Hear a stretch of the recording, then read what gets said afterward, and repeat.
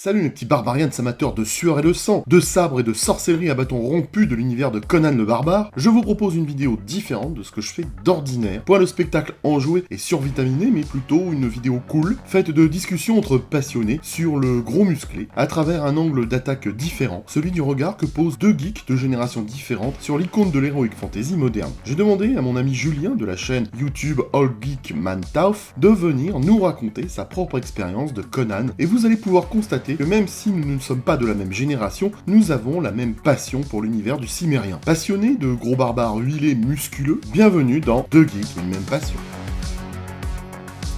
Le Cimérien est la plus célèbre création de Robert E. Howard, créée en 1932 pour le pulp Vertel. Tout le monde connaît l'archétype du barbare hyper sexualisé, aux biceps hypertrophiés, qui fut une sacrée bonne invention novatrice et bien fichue dans l'imaginaire littéraire des années 30. Il gagna une popularité dans les années 70 quand Marvel s'en empara avec Roy Thomas, et dès lors, le Cimérien apparut dans d'autres romans, des jeux vidéo et des jeux de rôle, sans parler de séries télé et même du cinéma. Ma première rencontre avec le barbare s'est probablement déroulée à l'arrière des revues de Lug sur les mythiques publicités à cadre jaune qui présentait les albums consacrés à Conan. Je me souviens que ce premier contact s'est fait grâce à mon cousin qui avait chez lui le magnifique album appelé Les Prophètes Noirs avec au dessin John Buscema et Jim Starlin. Ce fut un choc.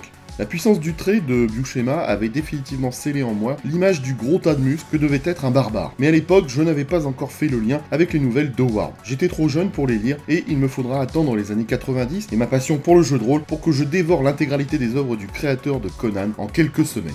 Sorti des Prophètes Noirs, je n'avais jamais rien lu d'autre et ma seconde rencontre avec le barbare se fit en cassette VHS avec le film de John Milius en 1982. Et là, il faut bien l'avouer, le gosse que j'étais s'est pris un sacré souffle épique en pleine face. Et ce choc ne tenait pas qu'à l'action musclée et brutale qui défilait devant mes yeux. L'univers et les personnages jouent pour beaucoup dans l'adhésion du spectateur qui regarde ce film. On y croit parce que la magie scénaristique de Milius opère. Personnage ambigu dans la vraie vie qui se définit comme un facho zen, je trouve cette expression complètement conne, le réalisateur aime le sujet complexe et ambivalent, et il s'attache à rejeter tout manichéisme dans ses scripts. Il aime surtout les personnages solitaires qui suivent leur propre morale et se soucient peu des conventions imposées par les sociétés. Cette fascination pour la violence et l'action qu'entretient Milius confère à Conan un statut de film hors norme, et en particulier parce que le réalisateur maîtrise son sujet en connaissant parfaitement l'univers de Howard. Son barbare ne doit sa survie dans un monde sauvage qu'il foule de ses pas que grâce à sa force brute et sa solitude. Et son personnage triomphe de tous les obstacles parce qu'il demeure libre de toute entrave matérielle ou émotionnelle. Un souffle de liberté traverse ce film. Par son charisme et ses muscles proéminents, Arnold Schwarzenegger est bien évidemment le principal artisan de la réussite du film, et il est tout simplement l'incarnation vivante de Conan. James Earl Jones interprète également brillamment le personnage de Thulsa Doom, le représentant mélancolique d'une ethnie disparue qui a sa propre vision du monde et qui se heurte à celle du Cimérien, animé par sa vengeance. Pour tout dire, Milius a compris que le monde inventé par Robert E. Howard est avant tout physique, et le film, en décor réel, nous présente un monde des premiers âges où le corps prévaut sur l'esprit, où la nature hostile à l'arrière-plan rend l'adhésion au spectacle encore plus criant de vérité. On a envie d'y croire. C'est tout bonnement magnifique, contrairement à ce que nous proposera par la suite, et je veux bien sûr parler de Conan le Destructeur de Richard Fleischer en 1984, qui propose de l'heroic fantasy kitsch et le bas étage en carton-pâte et maquillage craignos. Défoulatoire certes, mais pas très sérieux.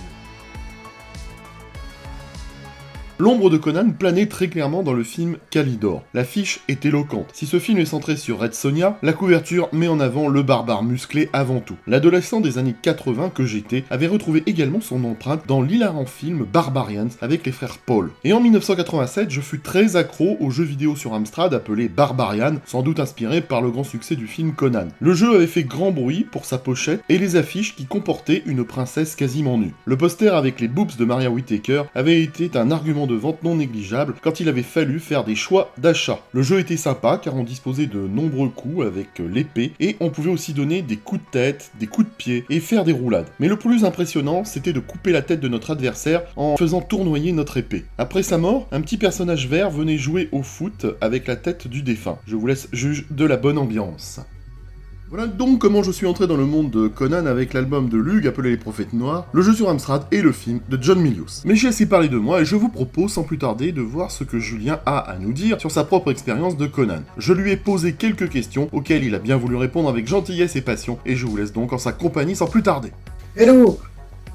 Bienvenue.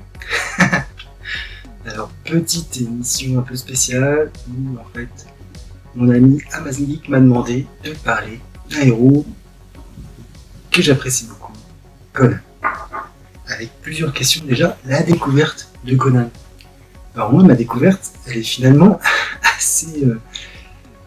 elle a fonctionné un peu à l'envers. Puisque moi, j'ai découvert Conan avec le film. Le premier film, Conan le Barbare. Je devais avoir une dizaine d'années quand j'ai vu ce film. C'était un peu bizarre. Voilà, ça m'a plu. Après, j'ai vu le deuxième film. Bien. Et après, voilà, c'est tout. Conan le Barbare, pour moi, c'était ces deux films. Et puis, c'était tout. Puis, au fur et à mesure, j'ai eu entendu parler du troisième film. Et sans plus, je connaissais pas trop le monde des comics. J'avais lu un petit peu de trois comme ça, mais ça m'avait pas marqué. En tout cas, je n'étais pas suffisamment plongé dedans pour être fan. Et j'ai vu le troisième film, qui est décrié, mais qui a quand même un certain nombre de, je trouve, de qualité, notamment par rapport à toute la partie enfance de Conan, qui est quand même assez proche de ce qu'avait pu faire Dark Horse, notamment avec un livre que j'avais lu quelques années auparavant, Né sur un champ de bataille. Là, c'est tout. Et après, en fait, c'est via Hachette, puisque Hachette a lancé, à un moment donné, une collection sur The Savage World of Conan, avec le premier numéro à 3,99€, avec une frise très spéciale que je vous mettrai en association. Et du coup, j'ai commencé à lire Conan, à m'y intéresser. De plus en plus. De plus en plus. Et de plus en plus. Si je n'ai pas acheté toute cette série, c'est parce que 75 volumes à l'époque, ça prenait quand même beaucoup de place. Et ce qui est. Néanmoins, je me suis plongé au fur et à mesure dans ce qui était sorti, et quand Panini a annoncé qu'ils allaient ressortir les intégrales qui étaient parues auparavant chez Soleil, j'ai foncé. Malgré un prix, somme toute, assez exorbitant, il faut le dire, j'ai commencé à suivre les intégrales. Et puis après, on a eu droit au run de Jason Aaron et Mahmoud Asrar sur Conan, puisque Marvel allait récupérer les droits. Et donc, il y a ces deux tomes qui forment un diptyque, qui forment une série entière, Vie et mort de Conan, qui sont de très bons tomes de Conan. Et de fil en aiguille, j'ai continué. Et je me suis plongé, outre les intégrales, dans les livres.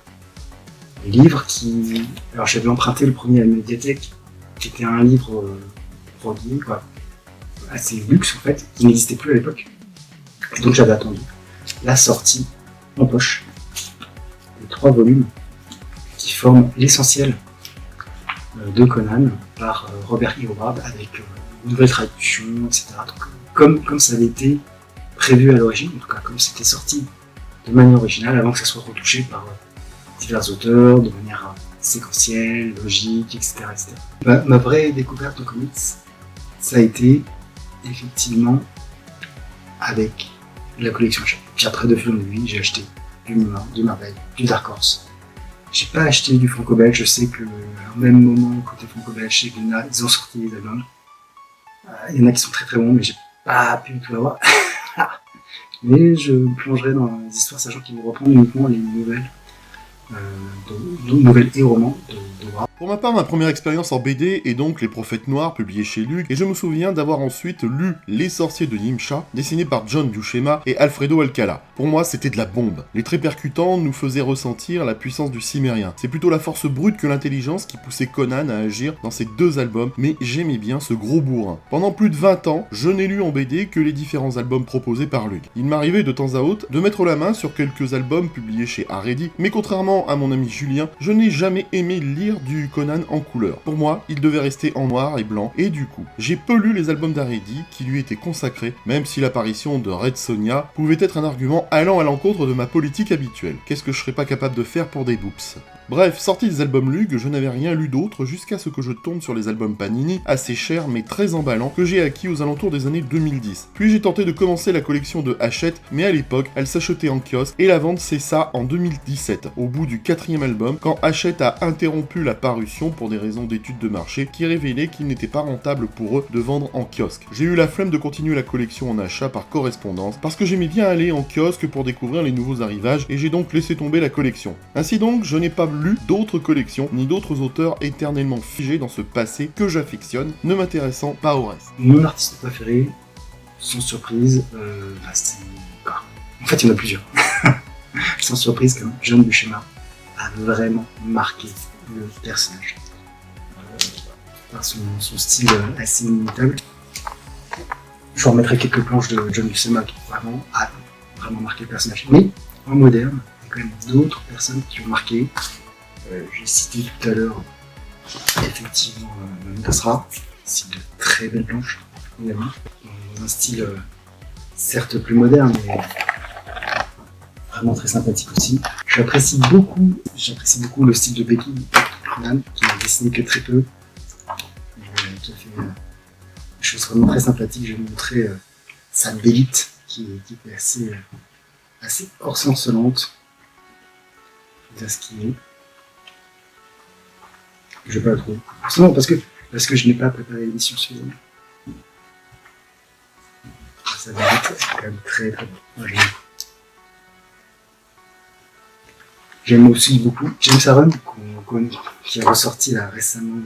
Il y a Ultra Mega, qui est un style très très beau, qui fait vraiment des planches extraordinaires en termes d'action, mais pas que, en termes de dessin aussi, il est très très fort. Je vais vous montrer une planche où on voit un petit peu effectivement, peut-être, comme ça se copie.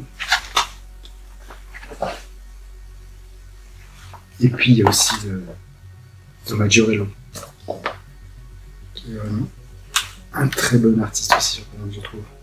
Alors cette collection, malheureusement, ne rend pas tout à fait hommage, puisque Puppy Matt, moi, trouve les couleurs, mais je dirais que ceux qui croquent le mieux, je dirais John Buscema, Thomas Giorello, et puis après il y a des fulgurances, James Aaron, Betty Conan, Mahmoud Asrar, voilà, un autre dessinateur.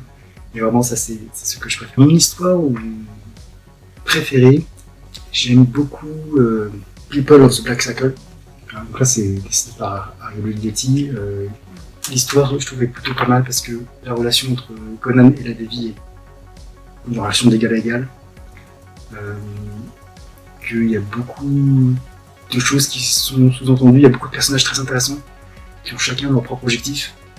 Et qui s'allient, qui se désallient. Je trouve ça vraiment une très bonne histoire. J'aime beaucoup aussi les débuts de la Reine de la Côte Noire, avec ce Conan qui s'enfuit parce qu'il ne comprend pas comment ça marche et qu'il ne comprend pas. Conan est quand même beaucoup plus malin qu'il ne paraît dans les romans. C'est juste qu'il a une patience envers la civilisation qui est assez proche de zéro. Mais j'aime beaucoup le début. Et en fait, c'est plutôt la fin. La fin de la Côte Noire, de la Reine de la Côte Noire, j'aime pas beaucoup.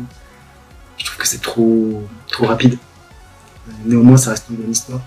J'aime beaucoup aussi Un ciné et une sorcière, que j'avais découvert déjà en comics, dessiné par John Romita, puis après en livre, et puis avec cette fameuse scène qui a été reprise dans les films, la scène du vautour, etc. Donc, je trouve que c'est aussi quelque chose de très très fort. Mais voilà. Et puis dans les choses un peu plus nouvelles, en fait, nouvelles histoires, j'aime beaucoup l'arc qui a été fait en comics qui s'appelle Retour en ciné. Je trouve que c'est un arc très efficace. Très efficace. Timothy Truman, Thomas Giorello qui revit, Conan revient chez lui. Franchement, j'ai trouvé que c'était très très bien. En plus, il y a un parallèle avec son grand-père, dessiné par Richard Corben. Franchement, c'était vraiment très intéressant comme comme vision. L'histoire de Conan que je préfère, à n'en pas douter, est Iron Shadow in the Moon, tirée du Savage Sword of Conan, numéro 4 de février 1975, écrite par Roy Thomas et dessinée par John Buscema et Alfredo Alcala. Elle a été publiée en 1976 dans le deuxième album que Lug a consacré à Conan et qui s'appelle Le Peuple des Ombres, version que vous pouvez aussi trouver dans l'album Panini consacré à l'année 1975. J'ai toujours aimé cette histoire car outre la puissance brute et irréfléchie de notre cimérien préféré, elle regroupe tous les ingrédients de l'heroic fantasy. Il y a du combat au sabre, des pirates, des sorciers, du surnaturel et de la magie, d'anciennes malédictions, des jolies filles dénudées et des créatures démoniaques, sans parler d'un horrible monstre anthropoïde. On est loin des intrigues tordues à rebondissements improbables. Ici s'accomplit sans temps mort une intrigue sans fioriture qui va d'un point A vers un point B, avec une simplicité efficace qui n'empêche pas d'incroyables rebondissements qui n'ont pas fini de surprendre le lecteur. Entre pyramides maléfiques où l'on sent suinter un mal indicible et une menace tapie dans la jungle environnante, il n'existe pas de temps mort pour notre barbare qui doit une fois de plus sauver sa vie et celle de la jolie fille qu'il a sur les bras. Je vous conseille vivement de lire la version originale vue dans l'album Panini, parce que dans la version de l'album lugien, la censure n'y a pas été de main morte. Une page entière a été censurée, des cases sans bave ni coup de couteau ont été effacées, un pirate non transpercé par le sabre de Conan, et surtout une baston contre l'anthropoïde absolument massacrée. Dans la version de Lug, le bras du monstre n'est pas tranché, alors que dans la version originale, il y a bel et bien amputation, et comble du ridicule, quelques cases plus loin, Lug a prolongé des membres coupés du monstre, mais a oublié d'effacer le bras coupé de l'histoire originale, et il le laisse apparaître dans la case. En gros, le monstre avait 3 bras. Pas question non plus de montrer l'éventration de la créature, c'était d'un grotesque absolu. Voilà pourquoi je vous invite à lire la version originale. Ce qui est Conan pour moi, alors, il a une iconographie qui est entrée dans l'histoire. On ne peut pas visualiser un barbare autrement qu'accoutré de la même façon que Conan. Je veux dire, moi j'avais Musclor Human, c'était Conan le barbare parce qu'ils ne pouvaient pas avoir les droits. En fait. HeroQuest, c'est pareil. Le barbare, c'est Conan. En fait, on ne peut pas imaginer Golden Axe, c'est pareil, quand on dit barbare, c'est Conan. On ne peut pas imaginer d'autres versions du barbare à l'heure actuelle. Conan a intrinsèquement marqué le personnage au niveau de l'iconographie qui est vraiment arrivée avec Frazetta. Avant, c'était pas du tout la même vision. Donc, les histoires de War plus iconographie de Frazetta ont créé un archétype du barbare. Après, Conan, c'est quand même quelqu'un qui comme le dit lui-même, c'est carpe diem, en fait, il profite de tout ce qu'il a à profiter, de tout, des richesses, des hommes, des femmes, du pouvoir, de la guerre, de la violence. C'est vraiment un homme qui n'a aucune contrainte, qui est assez libre dans tout ce qu'il fait, et c'est vrai que c'est ça qui le rend aussi intéressant, parce qu'il avance en fait, il n'y a rien qui peut le retenir, et c'est d'ailleurs très intéressant de voir que cet être épris de liberté, quand on commence à lire les histoires, et la première histoire qui est donc celle du roi Kuei, finalement il est roi. Et au sommet du pouvoir, le roi d'Aquiloni, en fait il est plus si libre que ça. C'est une thématique qui a été reprise de nombreuses fois, cet aspect liberté, outre l'opposition entre la civilisation et la barbarie. C'est assez intéressant de voir que les deux s'affrontent, mais qu'il n'y a pas que ça. Il y a aussi le fait que, outre que Conan, la civilisation, etc., la décadence, etc., l'instinct qui lutte contre tout ça, il y a aussi cette notion de liberté qui finalement sous-entend que la civilisation entraîne une perte de liberté ou... je laisse à méditer là-dessus, mais en tout cas c'est quelque chose qui est assez fort et que moi je retrouve dans l'œuvre en tout cas. Plus que... En fait ça va de pair avec la lutte contre la civilisation, voilà. Mais c'est vrai que Conan, c'est plus que l'image qu'on peut en avoir du personnage brut qui est juste là avec son épée. C'est en fait quelqu'un de très intelligent, qui parle plusieurs langages, qui s'adapte, qui s'est toujours adapté à son environnement et qui a toujours su évoluer pour avancer. Il n'a jamais été figé en fait. C'est ça qui le rend intéressant et il arrive par stratégie ou par chance, et par talent aussi des fois, parce qu'on n'est pas dénué de talent, il faut dire ce qu'il est, à toujours sortir de situations qui sont inextricables. Il y a des alliés, forcément, sans Zenobia ou Zenobia, ça a été difficile qu'ils sortent des geôles de la cité écarlate, mais à chaque fois il réussit à à trouver le bon chemin et voilà, à s'en sortir. En tout cas, c'est aussi ça la force du leader, un grand leadership aussi dans le domaine, puisqu'on va le suivre instinctivement, c'est qu'il a réussi à s'entourer, de par son aura, de par son charisme, de personnages qui vont l'aider dans sa quête. Voilà, merci d'avoir suivi cette vidéo. J'avais envie de vous présenter l'expérience personnelle de deux passionnés d'Heroic Fantasy. Un grand merci à Holgeek Mantauff de s'être prêté avec un grand professionnalisme à l'exercice. Allez voir sa chaîne, dont le lien est en description, et abonnez-vous. Julien est un geek passionné qui aime partager avec générosité ses passions, alors n'hésitez pas à aller voir ce qui se passe sur sa chaîne. Il aborde de nombreux sujets et il n'y a aucune raison que vous n'y trouviez pas votre bonheur. J'espère que cette vidéo vous aura intéressé. Non. En tout cas moi j'ai pris un grand plaisir à travailler avec Julien sur cette vidéo et j'espère que nous pourrons remettre ça prochainement. Laissez vos remarques en commentaire pour nous dire si vous avez aimé ce format, laisse pouce bleu pour récompenser notre travail et abonnez-vous. Vous contribuerez de la sorte à améliorer le sort des petits chatons kawaii dans le monde. C'était Holgeek Mantauff et Amazing Geek dans le tube pour vous servir. À très bientôt les geeks. Philippe, je sais où tu te caches. Viens ici que je suis vous. Non, Abdel Razak, Abdel Razak. Ça va pas. Mais c'est juste insupportable. Arrêtez.